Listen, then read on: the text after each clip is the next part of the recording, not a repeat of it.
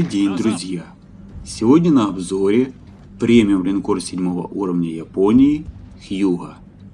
Причем исторически существовало целых две версии Хьюги. Одна версия – та, что у нас в игре, а вторая – гибрид. Дело в том, что после сражения за Мидуэй Япония потеряла сразу 4 авианосца, в связи с чем было принято решение перестроить часть линкоров в авианосцы. В итоге были перестроены только Хьюга и Исе. Хьюга доступен к покупке в Адмиралтействе за 9800 дублонов, а также выпадает из контейнеров. И при этом уже долгое время пребывает в статусе имбалансный. А цифры статистики говорят именно об этом. Среди всех линкоров 7 уровня Хьюга занимает 3-е место по проценту побед и количеству потопленных кораблей. 2-е по среднему опыту и находится на 1-м месте по среднему урону за бой. Сегодня и разберем, какие сильные стороны линкора делают его имбой и есть ли слабые. Рассмотрим перки командира, обсудим модернизации и сигналы, с которыми я играл, и обозначим несколько правил для эффективной игры на нем. Линкор имеет среднюю боеспособность на уровне 60700 и среднюю противоторпедную защиту 26%. Бронирование, как и у многих одноклассников. Толщина бронепояса каземата достигает 299 мм и дополнительно усилена бортовой обшивкой 32 мм. Цитадель сильно утоплена и почти не торчит из воды.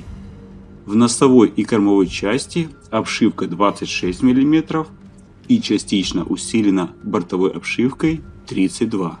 Бронирование палубы в носовой и кормовой части 26 мм, а в центральной 35 и 44. И, конечно, надстройки с толщиной всего 16 мм. Цитадель выбить непросто, но белым уроном в борт залетает. В нос от линкоров с крупным калибром тоже будет прилетать, а урон от торпед и пожары с легкостью отъедают очки боеспособности. Прокачав перки капитану, получим 14,7 км заметность кораблей и 9,4 самолетов. И это одна из худших маскировок на уровне. Линкор имеет ниже средней скорость хода, чуть более 25 узлов, хороший радиус циркуляции 750 метров и среднее время перекладки рулей 15 секунд. И это в целом дает приемлемую динамику. Перейдем к орудиям.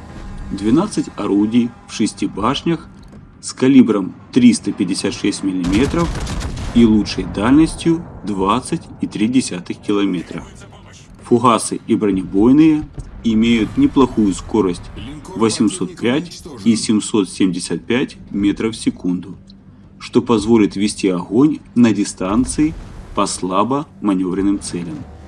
Довольно точные орудия в медленных башнях обладают хорошей скоростью перезарядки 29 секунд. А есть еще и расходник – ускоренная перезарядка орудий. В распоряжении орудий фугасы с хорошим уроном 5700 единиц и бронебойные с уроном 10200, что дает один из самых лучших вес залпа и ДПМ, как на фугасах, так и на бронебойных. Бронебойные снаряды уверенно пробивают в борт. Ну а в случае сложности с нанесением урона есть фугасы с низким пробитием 59 мм и невысоким шансом пожара 25%. Противоминный калибр линкора имеет 8 орудий, калибра 127 мм и 16 орудий калибра 140 мм с бронепробитием 21 и 23 мм. Но дальность ПМК с модулем на точность всего 5,9 км, и он не будет определяющим в бою. Торпед у линкора нет, да они ему и не нужны, но об этом чуть позже. Стандартный авиаудар с дальностью сброса 8 км и максимальным уроном бомб 3400 единиц. К сбросу готово 2 звена с одним самолетом, а количество бомб на самолете – 1. И таким авиаударом мы как-то будем топить подводные лодки. Откровенно слабое ПВО представлено всего 2 аурами. Ближняя аура с радиусом действия 2,5 км и уроном 74 единицы. И дальняя аура с уроном 63 единицы и радиусом действия 5,8 км. Урона в аурах кот наплакал. И такое слабое ПВО делает Хьюго легкой целью для авиков. Перки командира направлены на усиление огневой мощи и живучести линкора. Первый перк – специалист противоаварийных и ремонтных работ. Ускорит перезарядку аварийной и ремонтной команды, что важно при игре на линкорах. Второй перк – наводчик.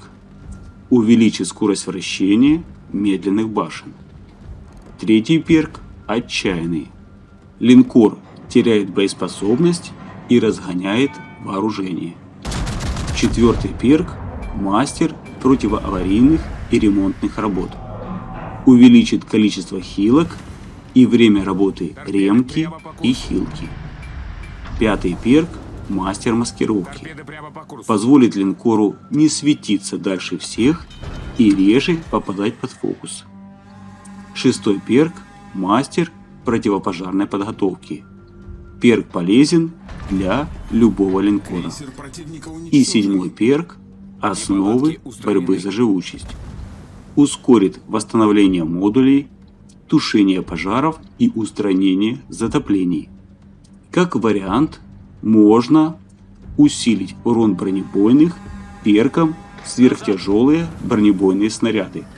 Линкор имеет 12 орудий и отличную дальность стрельбы, и ему совсем не нужно сближаться на начальном этапе. На линкор я установил следующие модернизации. Первый слот – основное вооружение. Второй слот – система борьбы за живучесть. Третий слот – система наведения. Повысит точность орудий, что будет полезно, так как часть боя линкор ведет на запредельных дистанциях. И четвертый слот – система борьбы за живучесть. Доступное снаряжение линкора. Стандартная аварийная команда работает 10 секунд и перезаряжается 80. Ремонтная команда, которых в базе уже 4 штуки, восстановит 303 единицы боеспособности в секунду, работает 28 секунд и перезаряжается 80. Ускоренная перезарядка. Очень сильный расходник. Позволит в течение 15 секунд стрелять в 2 раза чаще. И эта опция доступна через каждую минуту 3 раза в бой. И истребитель на 60 секунд повысит защищенность от авианалетов, но проблему все же не решит. Время перезарядки расходника 90 секунд. Сигналы, которые я использую, перед вами сейчас на экране. И для раскрытия потенциала линкора нужно выполнить следующие требования. Изучить предложенные перки командира. На начальном этапе боя используем преимущество в дальности стрельбы и набиваем урон с безопасного расстояния. Этому способствует и неплохая точность, и большое количество орудий. Концентрируем внимание на бортоходах. 12 орудий в комбинации с расходником ускоренная перезарядка способные наносить чудовищный урон, а иногда даже быстро отправить в порт. Контролируем передвижение вражеских эсминцев и подводных лодок, чтобы они внезапно не нарисовались пачкой торпед, идущих в борт. В боях с авиками продвигаемся в ордере под прикрытием ПВО союзников и по возможности используем сигнал Джульет Чарли, который не позволит сдетонировать боеприпасам. Итого, что на выходе Хьюго имеет среднее количество очков боеспособности, неплохое бронирование, но плохую маскировку. Невысокая скорость не позволит быстро менять направление атаки, но неплохая маневренность повысит выживаемость линкора в перестрелках. Орудия главного калибра имеют максимальную дальность стрельбы, которая позволит безнаказанно наносить урон на начальном этапе. Калибр не самый крупный, но 12 орудий знают свое дело и при этом обладают одним из лучших весом залпа и ДПМ на уровне. А расходник ускоренная перезарядка позволит в нужный момент выдать смертоносные залпы. И все это делает Хьюго очень опасным противником. Но ПВО линкора откровенно слабое. И несмотря на свою имповость, Хьюго все еще доступен к покупке в Адмиралтействе. Всем мира и добра, и до новых встреч на нашем канале.